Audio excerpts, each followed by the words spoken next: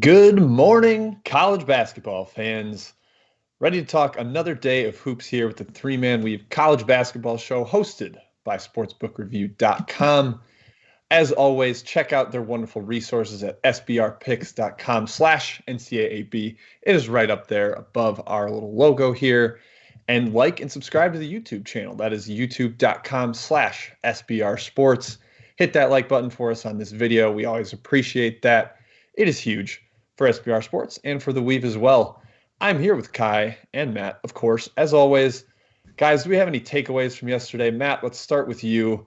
What did you get from your Tuesday night of hoops? Well, someone in the chat, Jim, just mentioned UConn as the next Drake. Yes, since Drake is the gold standard of college basketball, it seems, this year. But a hell of a comeback in the second half. I thought they were dead in the water. The push that they made with James Bouknight, their best player, nursing a sore elbow. When the Huskies and Big Brother Dan Hurley get a cook back, which they will very shortly, they are a force to be reckoned with. I think they're a great buy low in the betting markets and have a chance to compete at the top of the Big East totem pole. Kai, what did you learn? Yeah, three short takeaways, Matt. Number one, Mizzou. Ooh. They lost a typical Mizzou game. There are no surprises here, guys. Sparty, they got their got-right game. Also dropped Rutgers 19 to 33 in KenPom. Yikes for the Knights. As someone pointed out in the chat, free throws were a major issue for the Knights. And then finally, guys, Dayton lost to league punching bag Fordham outright. That is a no-no, Jim. You can't do that. Yeah, Dayton looked terrible watching them. They fail the eye test miserably. They're playing super slow. Our friend Sully tweeted that they were running through half-court sets at halftime, like just completely clueless. It's bad. Anyways, my takeaway is I keep on falling in and out of love with Nate Oates, baby. Woo! We are back together. Oh, yeah. You're right. We hated that. A big 20. Oh, yeah. I told these guys, chat mom, I told these guys that they would hate that, and Kai would roll his eyes out of his head. But oh, my gosh. Had to go through with it. My guy Nate Oates came through big. They blew out Florida. They look great. Didn't even need Javon Quinterly. What a game for the Tide. It's great to see them back. Whew. All right, guys. I'm all excited now. Let's talk today's slate of games. We'll start off in the Big Ten. Minnesota headed on the road to Michigan. Interesting matchup here. The Gophers have been pretty terrible on the road so far, losing by double digits twice, big time in Illinois and then at Wisconsin, a game that was probably not as close as the final score. And Michigan hasn't really beaten anybody this year. This would be their best win by far. Kai, do you see anything happening here with the Gophers away from Williams Arena? Yeah, Jim, you can't really take road Minnesota. 0-2 against the spread. Of course, they were at Illinois and at Wisconsin. Obviously, two of the best teams in the Big Ten. It doesn't get any easier with Michigan, who's up in the top 10 now on KenPom. Seventh best offense in the country, which is something I don't think we expected to say preseason. Juwan Howard, a lot of credit to him. A lot of credit to freshman Hunter Dickinson. I think this is Michigan's game. Their defense is going to bottle the Gophers up. On the other end, Liam Robbins is a pretty good matchup for Dickinson. However, I think Franz Wagner can exploit Minnesota on the wing, get some easy points for them. I was willing to lay 7 with Michigan. I think 7.5, 8 is a little too high, so I'll stay away there, but it is a lean towards Michigan, Matt. Yeah, I actually look at the under here. You have the last 3 games, Minnesota going under the total after they were an over machine to start the year. We saw Marcus Carr just putting on a clinic in terms of shot making. It'll be tough to do that today against Michigan's perimeter defense, which has length and spades. I also think the emergence of both big men. We've talked about Hunter Dickinson, who's now somehow a top 10 KenPom Player of the Year candidate. That's how good he's been. Liam Robbins coming off a monster performance. I think those two negate each other up front. They've been key sources of offense for both teams. So just those two factors on top of, I think, just a slight reduction in the typical pace we've seen plays well for the under. Big Ten unders, Matthew. It was an easy one yesterday with Rutgers. The gift that keeps on giving. Why did we not take that? What are we doing, guys? Yeah, I lean towards Michigan here. I liked it at the open, but I think it's been bet up and it's out of my range at this point. I think Michigan's probably the right play. They definitely want to prove to people that they are legitimate, and you know, there's a lot of naysayers, including maybe myself at first, for who they've beaten so far. But Minnesota on the road is dicey. Gabe Kalsher started to make shots. That's one thing I'm worried about with the Gophers. But yeah, nothing for me here. Both these guys have laid it out pretty well for you all. Let's move on to the Big East. Seton Hall headed on the road to Creighton. Two very potent offenses here, guys. Seton Hall has got the added element of Bryce Aiken's scoring punch off the bench. He seems to be getting healthy after coming over from Harvard. Meanwhile, Creighton, cardiac Creighton, has won 3 straight games by 5 points or less, including an OT game and last game at Providence with a dunk with under a second left by Christian Bishop. Matt, your boy. My boy. What do you got here with Seton Hall and Creighton? I love my glorified Christian Bishop. He's on my big man all-star team, knows his role, sets great screens. Every big man out there, all youngsters, should strive to be like Christian Bishop. He'll have the tall task today, Jim, of guarding, I would presume, Sandro Mamashvili, a name pronunciation that will always escape me. The Georgian superstar, the best Georgian basketball player in college hoops. The key is that matchup, because you look at what happened last year. Creighton swept this series. You would think that Sandro has a favorable, there's not a ton of size up front, but Creighton's forwards are versatile. They can step out with Sandro on the perimeter and defend him. I think this sets up as a pretty good spot for Creighton. I would lean toward -5, but I got no play here. Kai? Yeah, Seton Hall's been excellent lately. And Bryce Aiken, like as Jim said, starting to settle in a little bit for them, giving some more scoring punch off the bench. I think it's a pretty good matchup both ways. Matt, to your point, I think Bishop can actually contain Mamu somewhat. On the other end, I think Seton Hall's bevy of long wings can kind of match up with Creighton's excellent guards on their incredibly potent offense that we've seen year in and year out. This feels like a Creighton cover to me, though. 5.5 points feels a little bit too low. So, Jim, I think the Jays take care of business at home, finally get a cover after so many cardiac games, as you said. Yeah, I don't think it's like a blowout, but I think it's like close, and then Creighton extends and wins by like 8 or something at the end. They kind of hit a couple shots in the final 5 minutes that extend it. Seton Hall gives this valiant effort. We don't think any less of them, but that's what it feels like as a game to me. So I'm kind of with you guys with a slight Creighton lean there. One note here, Jim, before you go on. The first match between these two last year had 76 possessions. The rematch had 60. So, pretty wide range of outcomes there in terms of if you're trying to project how the pace plays out. So we'll see how this one ends up tonight. I think it's a little bit faster paced, to be honest. Yeah, I would lean towards the over just based on my number, but yeah, nothing strong enough to play it, unfortunately. Okay, let's go to Big 12 country, guys. Sorry, ACC. Oh, no. Oh, becoming Jim. Matt. Wow. And I think Matt was perfect with the outline yesterday. He was. So Tally. He was. Tally. Oh, boy. I have you in my black book, Jim. Yeah, it's like 32-1 now, something like that. Jim 1, Kai 1, Matt 111 is the official update. Keep track. Tough look for me. All right, ACC. Yep, Virginia Tech headed to Louisville.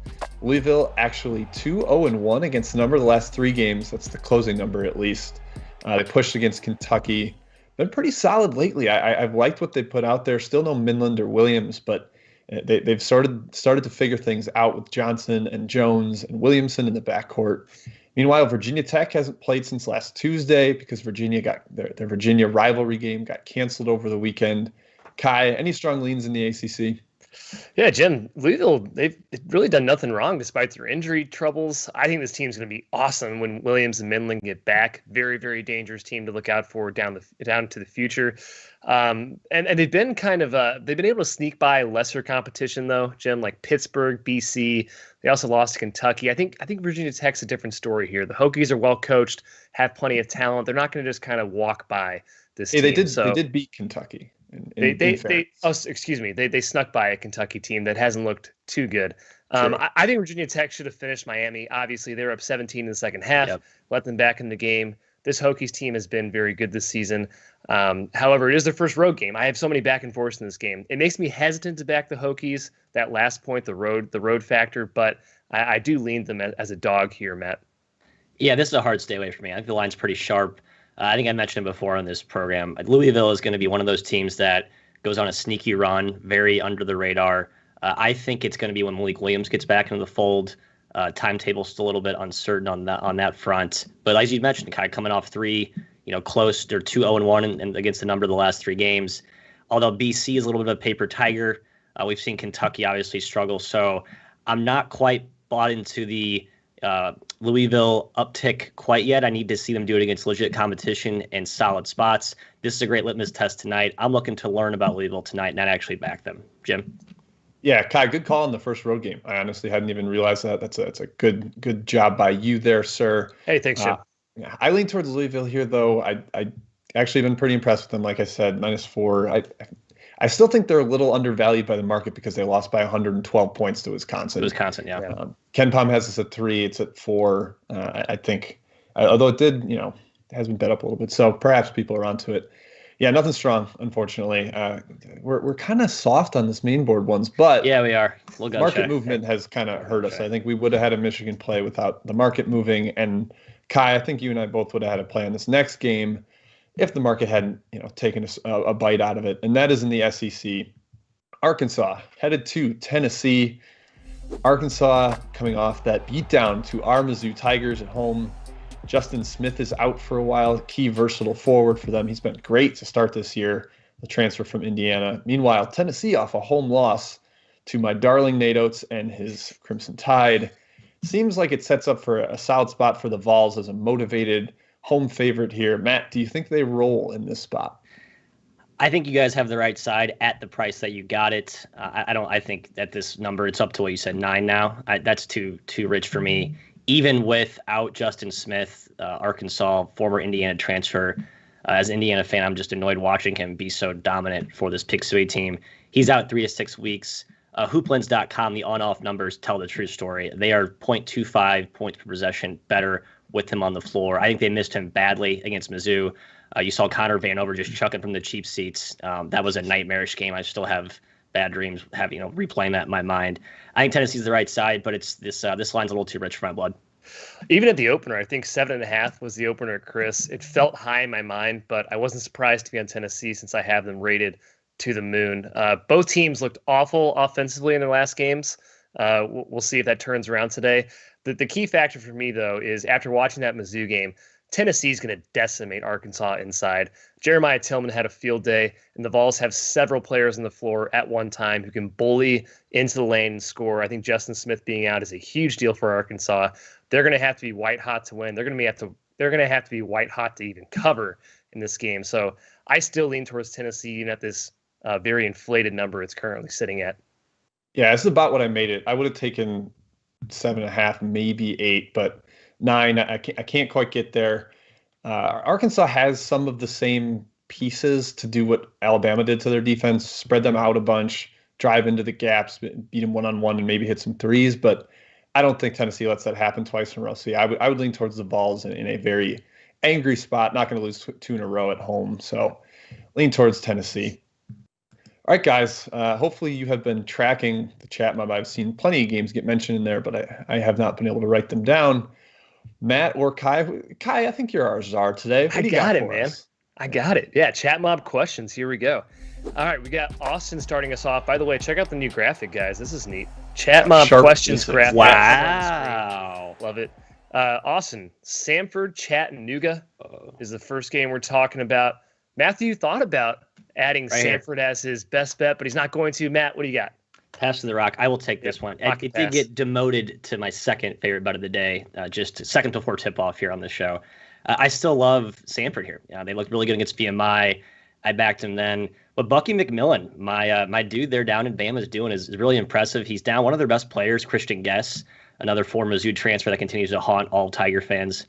But even without him, they've had some guys really step up. Ton of depth. They're catching a Nougat team who could have 7-8 players today. Down 2 key guys last game. Does not sound like they will be back today, although it's a little bit TBD. I just think the depth overwhelms Nougat today in a pretty juicy line here. If you can catch 7, I'd hop in. I'd still take it at 6.5 as well, but I'd like to lock in 7 if I can get an endorsement from a best bet. No, I'm seeing 6 and 5.5. I would take it. I will take 6, but I will not take 5.5. So there's enough 6 out there that I'm gonna take Samford plus 6. I'll take 6 too, but I'm gonna. I'll pout about it though. That's for sure. J-Man asks about Baylor, Oklahoma, a game that strangely did not make it to our very packed rundown. Lots of great games today, fellas. Jim, I'll go to you. First takes on Baylor, Oklahoma. It feels high to me. Baylor's had kind of crazy 3-point luck so far this year, and they did not cover at Iowa State when the shots weren't going in. Oklahoma can score with them a little bit. They can hit shots. They played them really close last year. They were an Austin Reeves jumper away from winning at Baylor during the height of Baylor's power. So I would lean towards Oklahoma on this one. Matthew, anything? Nothing really. The total's pretty high. I will say that. I guess I would lean under if anything, but nothing strong. Agreed there. I agree on the under play. I hate taking unders against Baylor, and Oklahoma can certainly score, but I like the under as well in this game. Next question comes from Dom. VCU George Mason is the question. Matthew, any takes here? A game we strangely seem not to be on today. Yeah, I really have nothing here. Jim, help me out. I mean, I'm blanking for takes in this game. George Mason's been feistier than I think maybe we expected. They've been pretty solid. Now coming back home, VCU has been kind of amazing, so I don't really want to get in front of that freight train, but I sort of lean towards the home dog. Nothing strong, though. Renzo asks about Pittsburgh and Syracuse, and this is a game where I saw the spread and I was like, Pitt, easy bet. And then I realized that Pitt has a lot of guys hurt, including Champagny, who's arguably their best player this season. So I will be staying very far away this game. Jim. This is both teams are out of a COVID shutdown, so this couldn't be a harder stay away from me. It's also a late add to the schedule because of other teams being shut down. Pitt against the zone has been awful. I think they've failed to cover at least 5 straight against Syracuse in the last 2 seasons. So yeah, the number leans Pitt to me, but I can't take them in the spot or in the matchup. So that's all I got. Yeah, Capel was very explicit in his comments saying that how important Champagny is in the middle of that zone. So without him, I don't see how they score. I think the number's a little too high. My just gut lean without even looking at what I made or what the opening market is. It feels like it's Syracuse's game, Syracuse's matchup, but it is a little bit too steep. Yeah, I kind of think Syracuse wins by 15, but I can't bet it because of the number. So we'll go 2 more, then we'll save the rest for at the end of the show. Keontae asks about Air Force and Boise. Fellas, do we want to go against Boise? No. I realize they didn't cover against San Jose State in that second game, but man, they're kind of a fireball, Matthew. Their defense is phenomenal. I've watched them play a couple of times now. They have length all over the court. Derek Alston having sort of a renaissance type season after we bestowed him a breakout star last year. Had a good year, but this year he's really putting it all together. They're getting contributions from guys I don't think we even expected.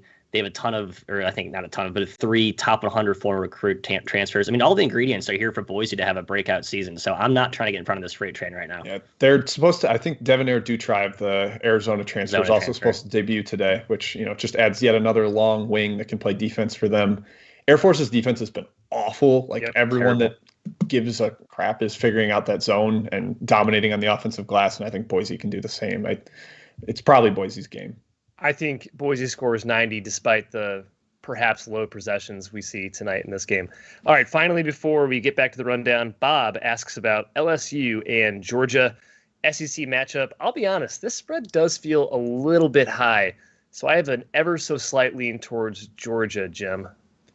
I've been the low boy on Georgia all year. I think it's kind of a bad team, kind of a fraud, and I'm not a fan. So I think LSU kind of can name their number offensively, especially with the way Cam Thomas is scoring. I think he scored almost 30 in 4 straight games. But LSU also doesn't play any defense, so perhaps Georgia can score with them and stay inside the number. Yeah, I made it about what it is. No strong lean here. All right, let's head back to the outline, Jim. All right, back to the outline we go. That takes us out to the A10, which brings us Rhode Island, headed on the road to Richmond. There's a little bit of consternation amidst the weave here. Yeah, there is. A 10-cent word for you. Maybe a head-to-head matchup here. 2 of us on one side, 1 on the other. Kai, I'm going to start with you. What do you got? Hey, to be fair, I gobbled up Rhode Island at 5.5. So at 4, I would not take Rhode Island anymore. Guys, why are we disrespecting the Rams? I don't understand. They had a hiccup against St. Joe's, who shot 13 for 40 from 3. Otherwise, they've been in every single game. We've talked about their schedule. It's been brutal. They've been great against the number. As much as I love Richmond, there's a clear path to points here for Rhode, both in the paint and in transition. On the other end, I think the Rams have enough versatile defenders to at least slow down the Princeton offense a little bit. So, yeah, at a higher number, Rhode Island was a play for me. At 4 or whatever it is right now, I am staying away and letting you guys have your spiders, Matthew. Yeah, I was going to take Spiders, the Itsy Bitsy Spiders at -5. Now at -4, I really like them. Rhode Island's since the Seton Hall game, and I was on Rhode Island a lot early in the season. I've been against them lately, just have not impressed me. I mean, going to overtime with St. Joe's, sans Ryan Daly is concerning. The St. Bonaventure game, call me a stubborn Bonnie's believer. I just think the Bonnies played an outlier game without Jaron Holmes, one of their key guys The there. Holmes thing really mattered in that one. As we saw in their most recent one. The Davidson and Western Kentucky games, the final scores were, I think, misleading. So I think this is a little bit of a paper tiger situation with Rhode Island, and it's a terrible matchup against the nuance you have to guard. I just don't think David Cox coach teams are the most intelligent. They play a little too helter-skelter, and Richmond won't get caught up in that. So I think the Spiders are the right play here. Yeah, I'm with you, Matt. I'm kind of a Richmond guy here. Richmond off a home loss to those St. Bonaventure Bonnies, and I don't think they lose 2 in a row at home. It's a pretty short number, so I'm fairly comfortable with the Spiders on this one. I'm not going to make an official show bet because I don't want to go against my guy Kai, but I think that's the lean. I will very much disavow Matt calling Rhode Island a paper tiger. That is incorrect. Boom. You watch. Oh, you watch. Paper tiger. No, they are not. They're a good basketball team, sir. They're solid. They're a solid team. They are a solid team. Okay. All right, let's go to the American, the AAC, the best team out there. Wichita State headed on the road to Houston.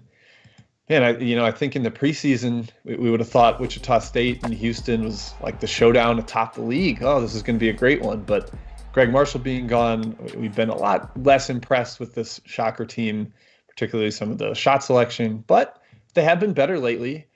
Houston coming off an incredible win at SMU without Caleb Mills. Doesn't seem like that's going to be a problem for them, even though he entered the transfer portal. Matt, you have anything on this one in the AAC? Jim, as you're talking through the intro here, I found myself thinking, wait, Wichita feels like a decent play here. I'm just now recalling their most recent 3 games. Beating Ole Miss at Ole Miss looks pretty damn good right now. South Florida at South Florida, that was with Alexis Yetton in the lineup, I believe. And then how good's that Tulsa win now look, right? I mean, Tulsa's been phenomenal. So the last 3 games kind of shows that Wichita State is still playing pretty close to the typical Shocker, level of caliber that we saw under Marshall. Obviously, the new head coach, Isaac Brown, a lot of the same principles. There's that continuity. This team still has some talent. So I think the Shocker catching, you can get double digits here. I think the Shocker could be a good play. I agree. The spread does feel pretty high. I just think Houston's a tough matchup for Wichita overall. I think they're going to smash them on the glass. They're going to live at the foul line. Frankly, both teams are going to live at the foul line. Houston likes to rack up the fouls as well. I will say, if you are a Wichita backer, the one good thing, your team can handle the ball. Tariq Gilbert has been a godsend for them handling the rock. They have not been turning the ball over very much. And we saw SMU hang around with Houston for a while, mostly because of that fact, Kendrick Davis handling the ball, not turning it over. So I do think that's a point in Wichita's favor against this Cougar defensive stalwart team. However, Houston's just a tough match for Wichita in general, Jim. They've handled them over the last year or two. Yeah, Houston has seemingly struggled more with teams that can give them a bunch of physicality right back, whether that was UCF or Tulsa, and make it kind of a gross game.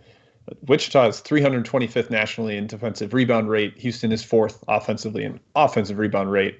I think that's going to show up big time here. Even if Houston doesn't make their first shots, they're going to dominate the offensive glass.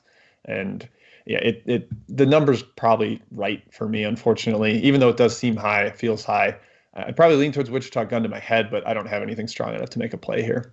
All right, let's get to the last one on the outline before we get to best bets and a little more chat mob. UNC Greensboro headed to Wofford. Interesting battle out in the SoCon here. I remember 2 years ago we were on the way wrong side of the Fletcher McGee beatdown of the Spartans, and kind of like the one I mentioned with which game was it? I forget, actually. Oh, the Syracuse Pitt one with the zone. But Wofford has covered like 6 straight games against Greensboro. It seems like their smart intelligence, ball handling and shooting against the, try to throw you off with pressure and that 1-2-2 kind of like 3/4 trap of Greensboro. Wofford's figured that out. But Kai, you and I kind of lean towards the underdog in this one, correct? Yeah, except UNC Greensboro has been bad this year. Like, I don't understand. They lost to Coppin. They just lost to East Tennessee State at home. They've dropped from 86 in the preseason on KenPom to 117. Frankly, probably should be a little bit lower than that. And then Wofford's just been really good. I still think that Mercer performance was very impressive, even without Alvarez for Mercer. This should be Greensboro's game. They should dominate the glass. They're a lot bigger than Wofford, like a lot bigger. They should force a ton of turnovers. And they also take away the 3 ball very, very very, very well, which is, of course, what Wofford's trying to do on offense. They have one of the highest three-point attempt rates in the country. This spread's come down too far to where I wouldn't take Greensboro anymore, but it's still lean towards the Spartans for me, Matt. I think Storm Murphy is a one-man press break, even with an attack dog like Isaiah Miller at the top, who would terrify any of us trying to bring up the ball. He's handled that pressure over the history of these matchups. I mean, he's been playing since he was a sophomore. These two have gone head-to-head for a while. He's not scared of that. He knows what he's going to get with this UNC Greensboro press.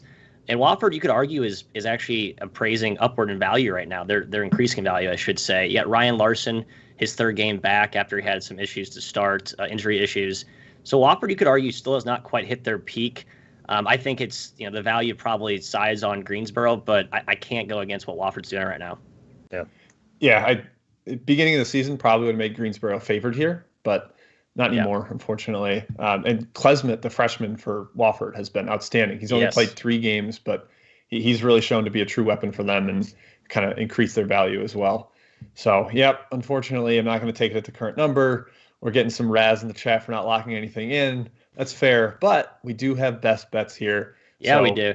Matt, let's go to you first. Give the people what they want. They want to see some sort of actual bet from the guys. We can do that, Jim.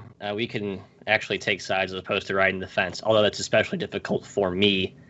My best bet is Georgetown at +5. Can I get +5 before I even give my rationale for it? Oh, let me check for you, Matthew. Chat mob, please confirm. 4.5. Stand by. Across the board. Painted 4.5. That's fine. I'll still take 4.5. 4 is where I draw the line. I'm going to bet that Aaron Thompson does not play for Butler.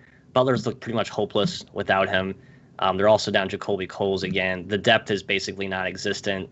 This team is trying to win with smoke and mirrors, and I think they've had a couple of good moments. Indiana was one, but I think Georgetown comes off that blown lead to Marquette. They put a full 40 minutes together. Georgetown's not a great team either, let's just be honest, but I think this is the right spot. You're getting them as a dog against Butler.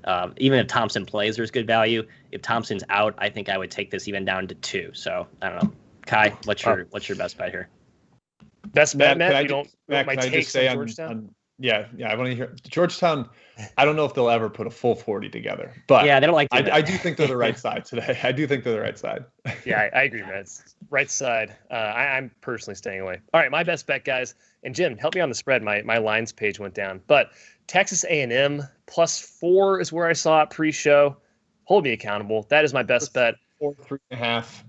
3.5, 4. Still take 3.5. South Carolina was down 5 or 6 guys against Florida A&M last game. Didn't look good either.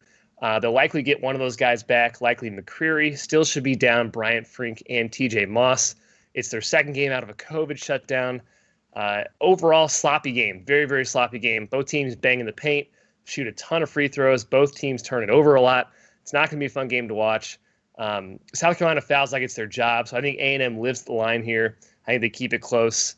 My only caution here, Jim and Matt, is A&M has been blitzed in their 2-row contests this year. So I'm hoping Buzz Williams gets his Aggies over the hump on the road and A&M can bring us home a cover. Kai, I'm with you. I'm locking this in with you. I think 3.5 is probably what we should take. Texas A&M fully healthy now too. They've been missing Savion Flagg for a little bit. J.J. Chandler missed a game. Hayden Hefner, the freshman, missed the game. They were all back last game.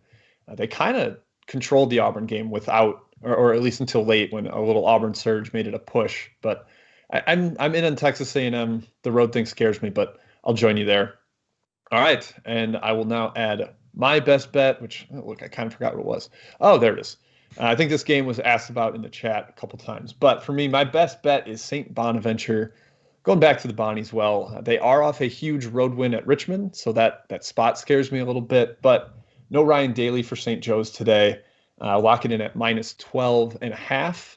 I think they can kind of run away from the St. Joe's if they play defense, if they are at all locked in defensively, because St. Joe's is going to struggle to initiate offense without Daly. I hope Jaron Holmes is able to play a full minutes load. He played 30 minutes last game, and that was a major difference maker against the Spiders. But I like the Bonnies at home. Are either of you joining me? Jim, I'm riding. Go Bonnies. Oh, that's a consensus. How fun. Yes. No Ryan Daly. No Ryan Daly is huge, although they covered against Rhode Island. But we won't remember that one. If the Bonnies are on the board, it's tough. If the Bonnies are on the board, I'll probably be betting them. So that's my analysis. Love it. All right, so quick recap from me. I got Samford +6, St. Bonaventure -12.5, Texas A&M +3.5. Matt, I think you're with me on a couple of those. Yeah, so I have Bonnie's -12, Samford +6, 12.5, Samford +6, correct? Yep. Richmond -4, and then Georgetown +4.5. Unfortunately, I would have liked 5, but hey, if you can buy 5 for -20, take that, folks. But I'll be on 4.5 for my best bet. Texas A&M +3.5. Chat Mom wanted to give us 4, by the way, Jim. If you're interested, let's take 4. I will ride with the chat Mom. Good. +4. Get on 4. That's my best bet, and Bonnie's -12.5 is my other one. Guys, we have 3 questions left from the chat mob. Want to finish the show with that? Let's do it. Yes. All right, Darren. Mobsters. Darren and Parker ask about Tulsa, South Florida. Matthew, I think you have a take on this game, maybe against the grain. I believe there's some early money coming in on Tulsa. Hey, hard to blame them. What's Tulsa done wrong? I will be on USF, the Bulls in this one. It feels like they're the slightly better team. They're at home. Spot feels right. You get Alexis Yet in a second game back after returning from injury. I think these two will just throw rocks at each other. I don't see either team scoring efficiently on either side of the ball. A lot of length up front and on the wing. But I think South Florida has the slight edge. I think they have value as a pick. All right. Eamon asks about BC Duke. Matt's Dukies. I don't know about this one, Jim. I don't have such a strong lean here. I mean, Duke hasn't looked good at all, have they? Yeah, no Jalen Johnson. They haven't played since December 16th either. Yeah. But I think I looked this up. They have routinely just smashed BC at home, like completely demolished them. And maybe this is an exception year with no crowd and the schedule spot, but I would lean towards Duke. I think Boston College has regressed back to not being very good in the ACC. Yeah, I agree. Ryan asks about UMass and George Washington. Guys, also Andrew asked about this too. Give him credit. I'm going back to George Washington well, and I Good hate for it. you. Absolutely. I haven't. I really haven't done well on betting on or against George Washington or UMass this year. So this is kind of a we'll see which one wins out game. To Matt's point in our private chats, Trey Mitchell absolutely could and will score 40 points in this game. I just think George Washington's getting too many points here at home. Over. A lot of points. Over. Yeah. A lot of points. George Washington played a little slower since those transfers left, but That's some fair. of it's competition. Some of it's their competition. So, All right, last question, guys. Dom asks about Ole Miss and Auburn. What do we got in this game? Jimmy. I wanted to take the opener -6 if Justin Powell was out for Auburn, and I think that's probably the right side. Take Mississippi if he's out. I think he's pretty crucial for them. He's been like their table setter, a great shooter for them. They obviously Rhode Auburn has kind of always been worse than home Auburn, but I'm not going to take it at the current number. So I lean towards Mississippi. Unfortunately, nothing official. Yep, lean toward the Kermits. Ribbit. All right. I think that wraps it up, folks. Make sure you hit that like button before you get out of here. Subscribe to the YouTube channel, youtube.com/SBR Sports. Head over to their picks page, sbrpicks.com/NCAAB. It is at the top of this graphic, so check that out. Lots of great resources there. But we will be back tomorrow, same time, same place. We will see you then, Chat Mob.